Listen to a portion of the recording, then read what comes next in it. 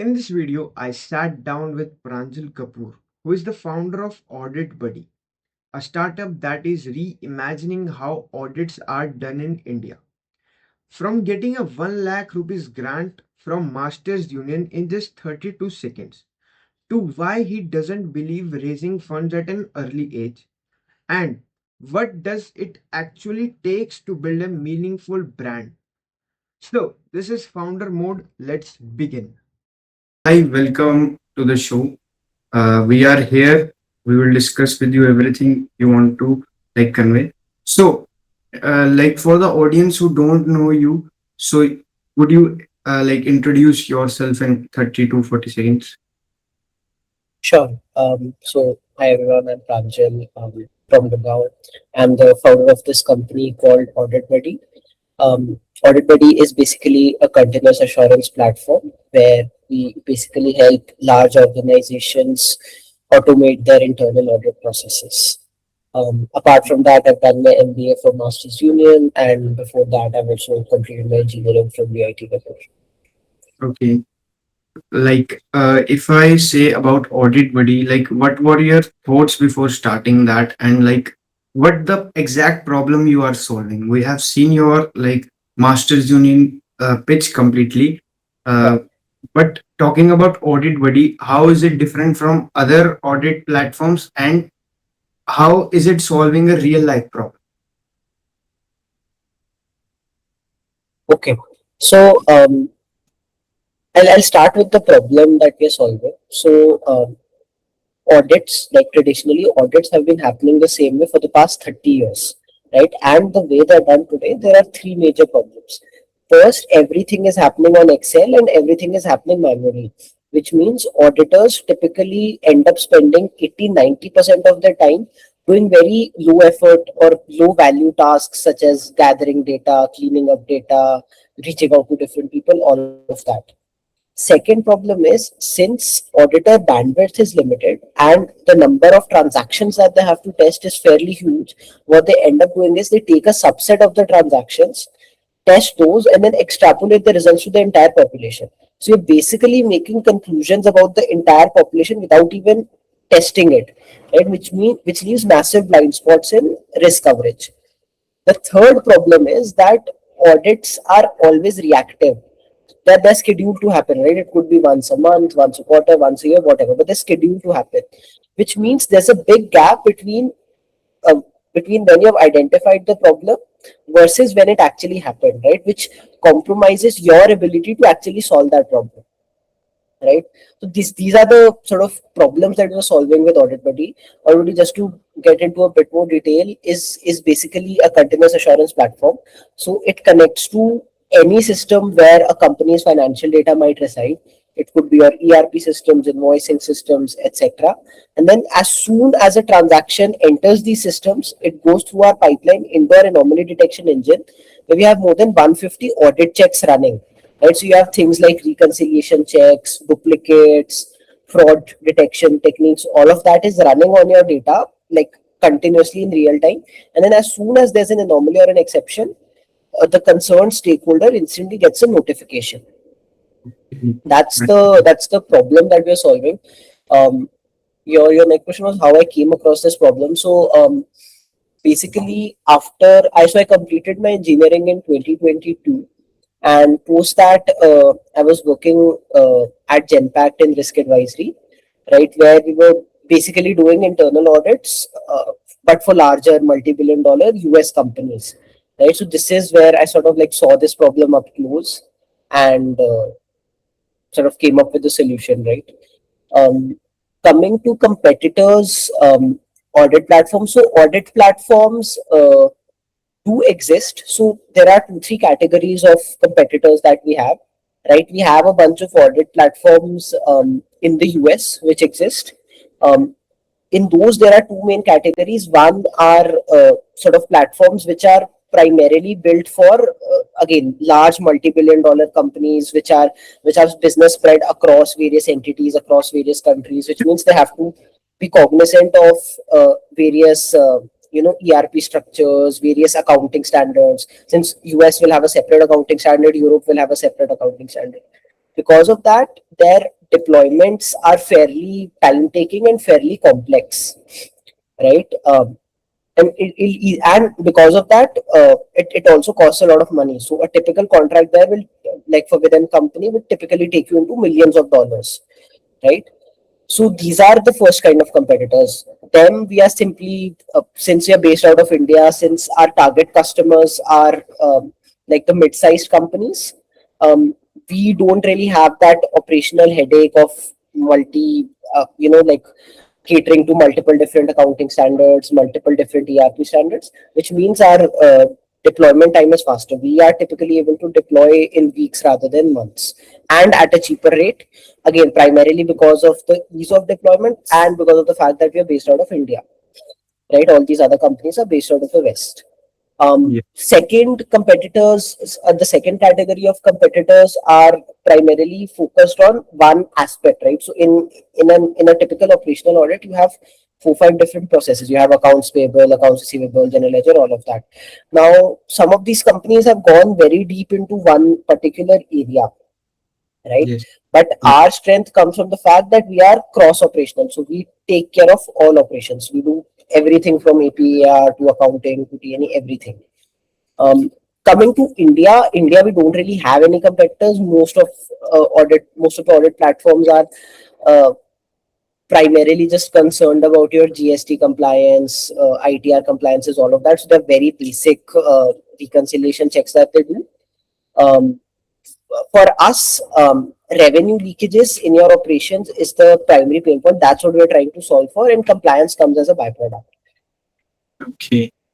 Yeah. Yeah. Talking about the audit buddy, like when you felt that the first validation or the first customer, when did you get that? Um, oh, so I it's been we're sitting in July, right? It's been 4 months since we started, 4 5 months. So we started 6 months ago. We took our product to market 4 weeks ago. So we spent 2 months sort of refining the product, making it ready. In the past 4 months, I haven't yet have had to do a single outbound call. All the interest, all the prospective customers, all the partnerships, all of them have been inbound requests. I think Yeah. for me that is the biggest validation. And of course, I mean, so I've been going to these various events, elevator pitches, one.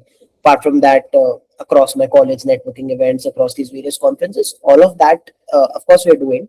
But we are yet to, we don't even yet, to be very honest, have a proper outbound sales strategy with, because the kind of inbound we have received just from talking about our idea, um, we're still sort of trying to figure out how do we cater to that, how do we cater to the existing demand. I think just the demand has been the biggest encouragement. Okay.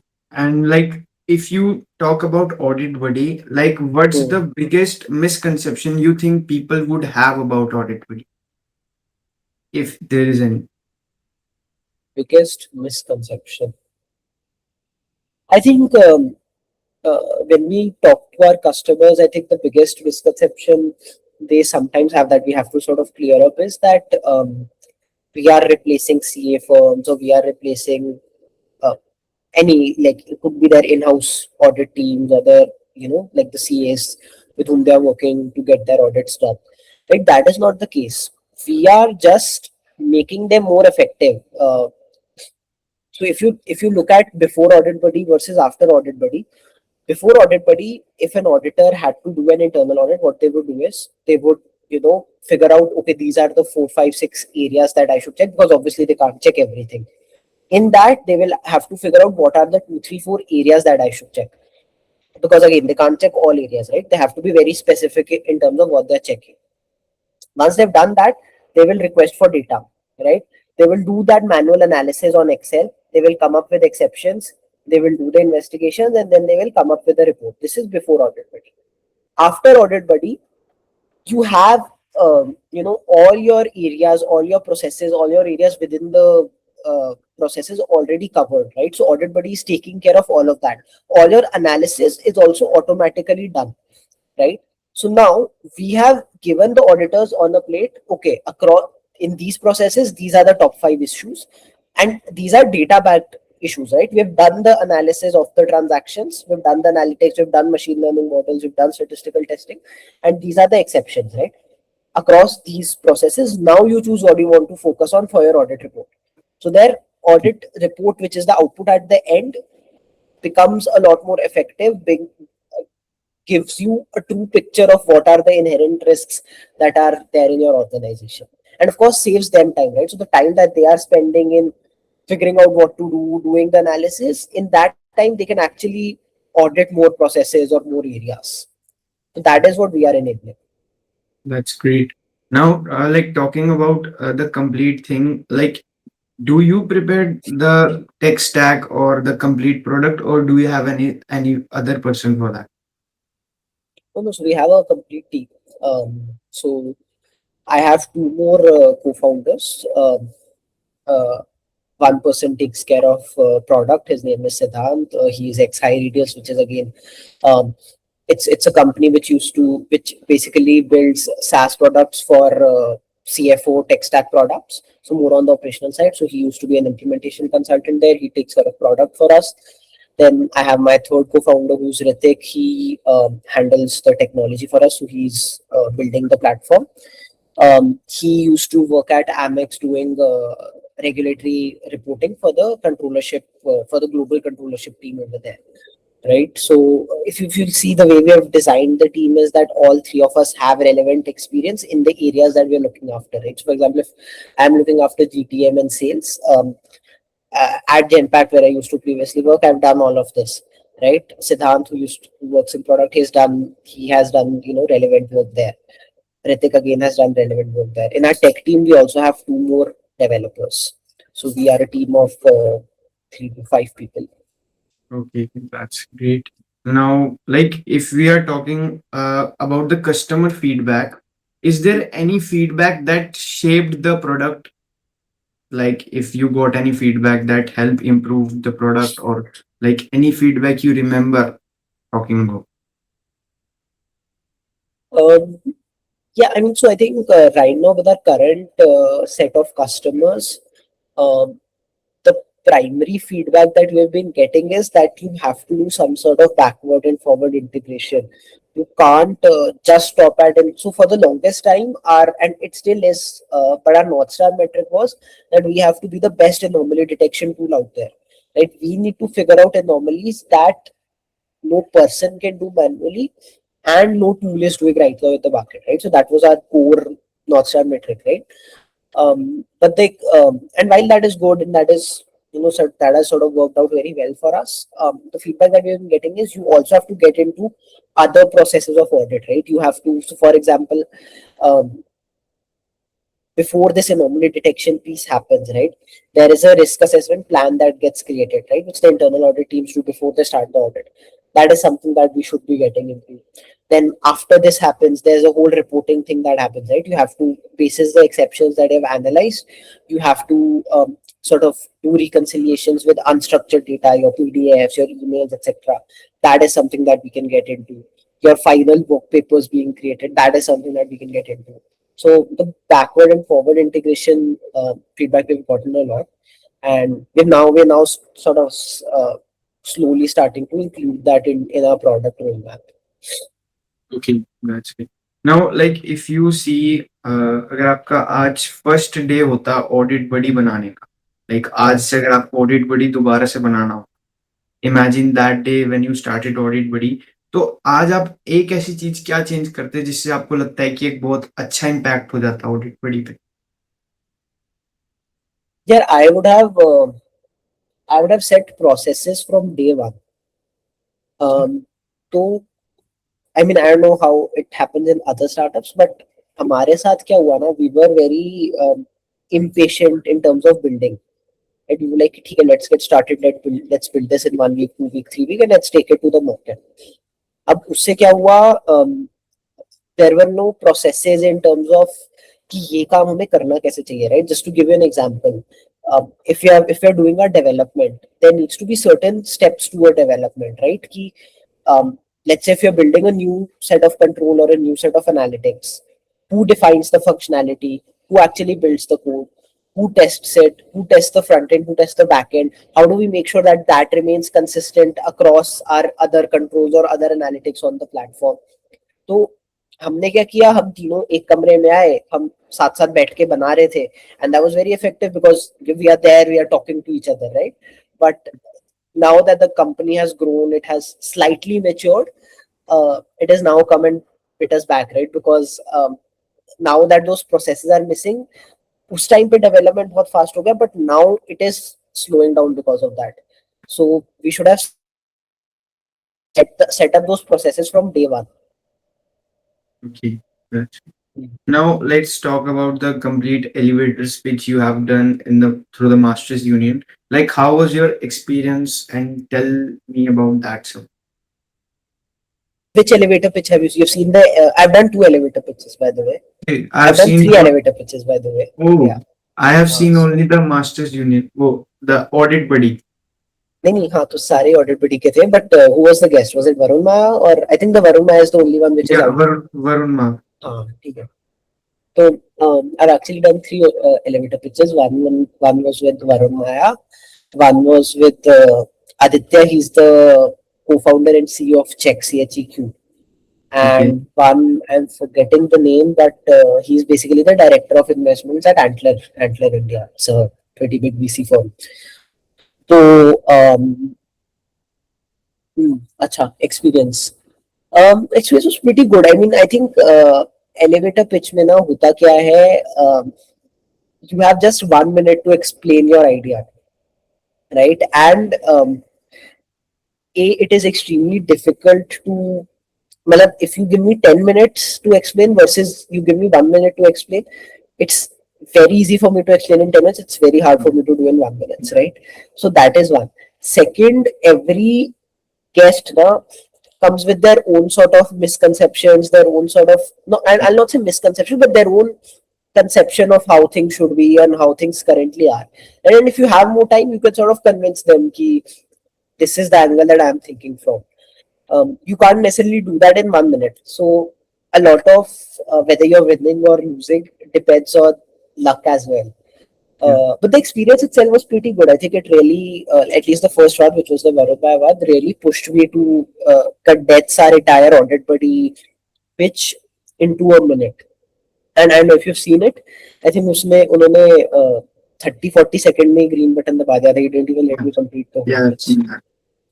So yeah, but it was a fun experience, I think. Yeah, like it and also, yeah, like as you were saying that it also depends on the like who the judge, like that he was already invested in some audit platforms. That's why he was keen to do that. But if someone who has like a bad experience with AI or has lost with something, correct, so that's the complete thing. Like correct. I was saying that for about the pitch preparation, how was that? Pitch preparation, again, so okay, I'll tell you how that opportunity came across. Masters Union, the college where I've done my MBA from, वहाँ पे they had this tech summit happening. They had a very big AI tech summit happening. NAS came, Varuna came, a lot of these people sort of came and spoke. And so वहाँ पे ना we had set up a stall for Audit Buddy. Okay. And it was a 1-day conference only. हाँ. So they invited me to put a stall there. I went, we did the stall, and I think मेरे को उन्होंने 2 घंटे पहले I got a call कि Varun Maya is here, we're doing this elevator pitch thing, do you want to come and do it? So and उन 2 घंटे पहले भी I was sort of just busy talking to people, like the people who were coming up to us on the stall and all of that. So to be very honest, I didn't even get a chance to prep. I prepped like 10-15 minutes पहले मैं पहुंचा था like studio में. That was the only time I had to prepare. So to be honest, वो preparation ज़्यादा था नहीं. It was just spontaneous. I like, for me it was just pointers कि how do I convey it in 1 minute? How do I, so like I had to shortlist or prioritize things जो मेरे को बोलना है, right? कि there are hundreds of problems in audit that we are trying to solve, right? I can't talk about all those 100 problems. I can talk about two or three of, even when you asked me to introduce, right, in 30 seconds, I can't talk about all those hundreds of problems, right? So I just picked up key two, three, four problems that A are easy to understand and B are the most impactful. I think that was the sort of the tough part. Yeah, like with the 10 minutes or 15 minutes of preparation and getting the grant, this shows how much clarity you have with your product. That shows that. Yeah. So, like, if like you got the grant, the first thing you did with that 1 lakh rupees, what was that? Um, Okay, I am not sure if I should say this, but I am yet to receive that 1 lakh. It's still under processing. It takes a hell lot of time to get that money. Uh, so yeah, but I mean, what we have done despite that money, like our very first sort of spend on the team was just hiring developers. So we are primarily focused on um, hiring, like making our development team strong, and so most of our money is going into that. Okay. Now, like we are coming to the end, but we have some segments at the end. Like we have a segment called decision room. If we give you some situation, you have to decide what would you choose. Like imagine Google acquire Audit Buddy, or you have a chosen to get you have option to get choose by like acquired by or Google, or you have to run like yourself. What would you choose? Depends on what valuation, if I'm being honest. I mean, Okay, so you are ready to do that. yeah, I mean, if it's the right valuation, why not?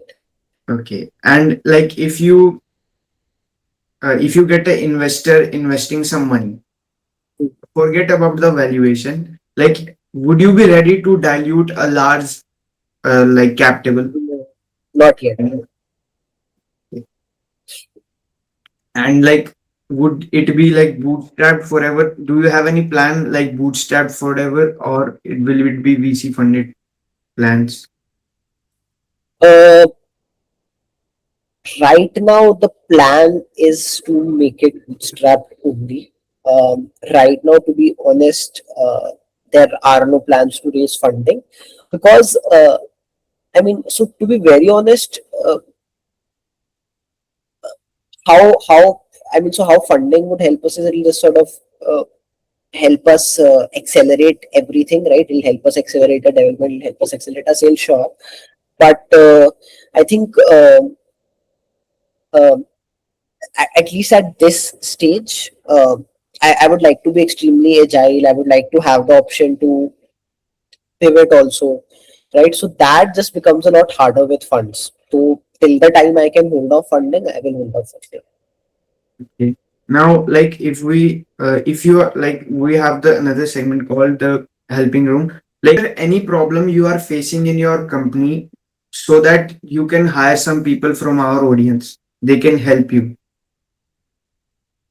Yeah, I'm always looking for developers and product people. So product Okay. managers and developers, I'm always looking for them. Um, our platform is such. So if you see, right, I mean, I talked about 150 different checks, right? Yeah. That number has actually now ballooned to 170. So Okay. there is a huge amount of development effort in building those 170 checks, right? Like there are a lot of things that you have to take care of. So yeah, I mean, I think Yeah. not a So problem, I would say, but yeah. yeah, developers are something I'm always on the Yeah. lookout So for. we will mention your email ID here. Whoever will be interested will mail you with their skills and all that. Yeah. Yeah. Coming to the last thing, like I will be giving you three sentences. You have to complete that. Like, I believe every founder should. Um, Not be scared of making mistakes. I Okay. think, I mean, in this journey, right, of starting up, of building a company from scratch, you will make mistakes. I think you should sort of accept that very early on in your journey and not be scared of that. Okay. Now the next is I will never build a company that. I will never build a company that. Um, that's an interesting question. I think I will never build a company that, at least in this day and age, does not have a significant AI component to it. Because for Okay. me, I think that's where the world is heading. And so I'm not saying force feed AI into everything that you do Well, and just use AI for the sake of it. But I mean, if AI is not, either helping you figure out new avenues of revenue in your business or helping you increase your efficiency, productivity, all of that, then probably rethink where it will be in the next 5 years, 10 years from now. okay. And like success for you means. I think success for me today means that my customers are sort of happy using the product that we have put into their hands, right? Because I think that is the key. That is the core thing because everything sort of flows from there, right? Um, More revenue, more referrals, opportunities to build on top of that product. All of that flows from your existing customers being happy with your product. That's great. Now we are like for the end. Like we like two things. Do you have anything to say to the audience at the end? Yeah, and so is your audience like what's the typical demographic of your audience? Yeah, we are only focused on the like startup founders or that audience. What's the age they're at? Young age, like you can say 17, 18 to maybe 20, 30. Acha, okay. Um, I mean, so I think what I'll say is if you're thinking about starting up, if you're thinking about starting your own business, with AI like the way it is today and the way it is progressing, now is the best time. Okay. Now is the best time to sort of get into it, right? Because it's very easy for you to build things. It's very easy for you to build a prototype, to build an MVP, to build a GTM plan, all of that, right? Um, Gone are the days where you needed 5, 10, 15 years of work experience to understand the business and then build something on top of it, right? Knowledge today has been fairly commoditized. Yeah. And so I think if you're thinking about building, you are in the best place to do it.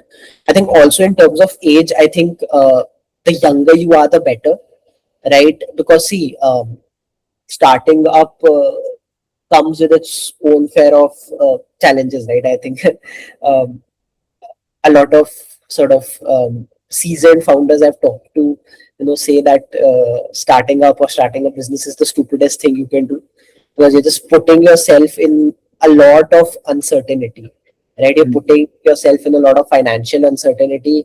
You're putting yourself uh, in a lot of other certainty as well, right? Because your a lot of components of your life are sort of influenced by your work, right? Your relationships, your family, money, everything, right? So you should sort of start up.